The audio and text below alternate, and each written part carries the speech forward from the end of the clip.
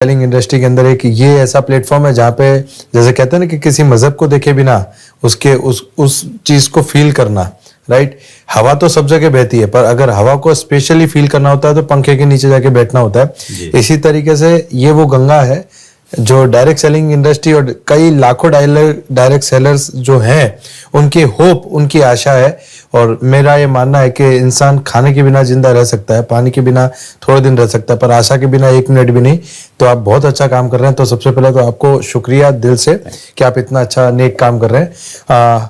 Sir नमस्कार, मेरा नाम है विजय अग्रवाल। मैं बेसिकली बड़ौदा गुजरात में रहता हूं और पिछले 7 सालों से मैं इस डायरेक्ट सेलिंग इंडस्ट्री में काम कर रहा हूं। जब मैं इस इंडस्ट्री में नहीं था तब मैं कहीं पे पानी के पाउच बेचने का काम करता था, न्यूज़पेपर डालने का काम करता था। बहुत ही पुअर बैकग्राउंड से मैं आता हूं। मेरे पापा सब्जी की लारी लगाते थे और कभी हमने बड़े सपनों के बारे में या कभी बड़ी गाड़ी के बारे में हमने घर में बात, यानी सपनों की बात करना यानी अभिशाप।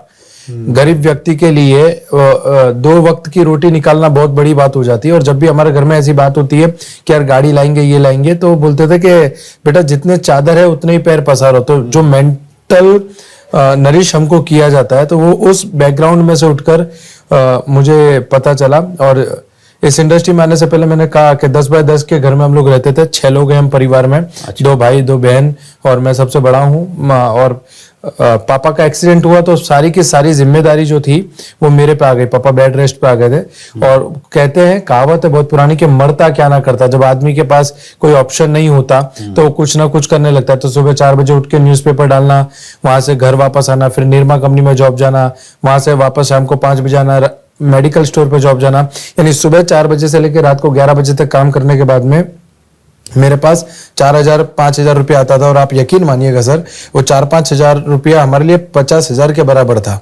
बराबर। और बहुत पुअर पोजीशन थी, मतलब कोई होप नहीं था, चारों तरफ सिर्फ निराशा थी।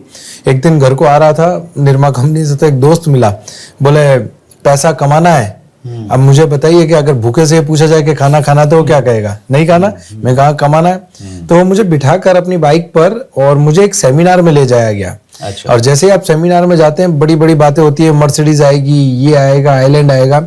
और मैं खड़ा खड़ा सोच रहा था कि साइकिल अगर मेरी पंचर हो जाती है तो उसको बनवाने के 5 रुपए मेरी जेब में नहीं है। ये बंदा बोल रहा है कि लाखों रुपए कमा। तो मैंने बिल्कुल डिनाई कर दिया उसको।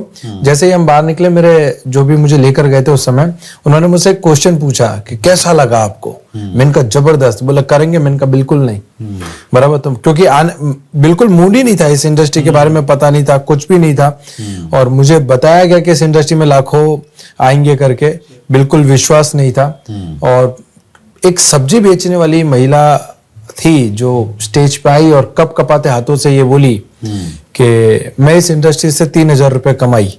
अच्छा। तो मुझे स्ट्राइक हुआ। जैसे आप डॉक्टर को डॉक्टर से रिलेट करते हो, इंजीनियर से रिलेट करता है, तो मुझे लगा कि अगर ये औरत 3,000 रुपए कमा सकती है विजय अग्रवाल, तो तू इसमें से पैसे कमा लेगा। और मेरे को जो लेकर गया उन्होंने बोला तू लाखों कमाएगा। मैंने कहा मुझे लाखों की जरूरत नहीं है, मुझे 2-3 हजार रुपए चाहिए। बोला नहीं तू लाखों कमाएगा। मैंने कहा नहीं 3,000 चाहिए। तो बहुत आर्ग्यूमेंट चली हमारे बीच में। फिर उसने मुझसे कहा कि तू लाखों कमाएगा। मैंने कहा तुझे भरोसा है मुझे लाख आएगा? बोला विजय मुझे पूरा भरोसा है। मैंने कहा जिस दिन मुझे लाख आ जाए 97 तू रख लेना, 3 मुझे दे देना। अच्छा, बराबर। तो कोई बड़ी सोच नहीं थी, कोई बड़ा विजन नहीं था, बस मजबूरी थी मेरी इस इंडस्ट्री में आना। और मजबूरी इस कदर थी कि मतलब पैसा इतनी प्रायोरिटी थी मेरे लिए कि अगर 4,000 रुपए घर में और आ जाएं तो 8-10 हजार में घर चल जाएगा। मतलब मैं उस टाइम की बात कर रहा हूं जब आटा 11 रुपए किलो था। राइट। तो हमने 5.5 रुपए का आटा लाके भी घर में रोटी बनाई है। तो मुझे पता है एक बच्चा स्कूल में जाता है 9 महीने, 9-10 महीने, ठीक है। तो हम लोग 6 महीने क्लास के बाहर खड़े रहते थे क्योंकि टीचर बोलता था फीस, मम्मी को कल पेरेंट्स को लेकर आना। घर पे जाके मम्मी पापा को बोलते थे, मम्मी पापा बोलते थे कि आप जाओ हम आते हैं।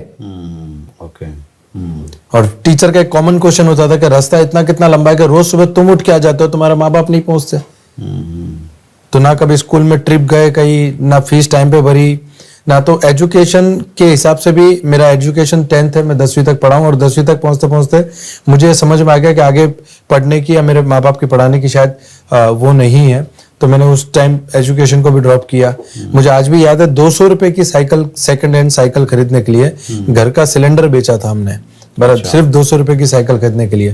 तो आया कहते हैं कि आपके जीवन में एक मौका ऐसा आता है जहां पे आपको क्लिक होता है कि यहाँ पे से आपकी जिंदगी बदल सकती है।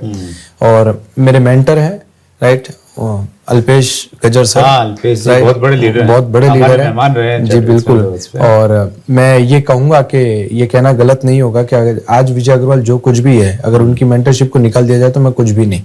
तो उनकी वजह से इस इंडस्ट्री को समझ पाया, इस इंडस्ट्री में काम कर पाया, और आज 7 ईयर मुझे इस इंडस्ट्री में हो गए हैं, और आप लोगों की दुआओं की वजह से एक अच्छे मुकाम और एक अच्छे प्लेटफॉर्म पे काम कर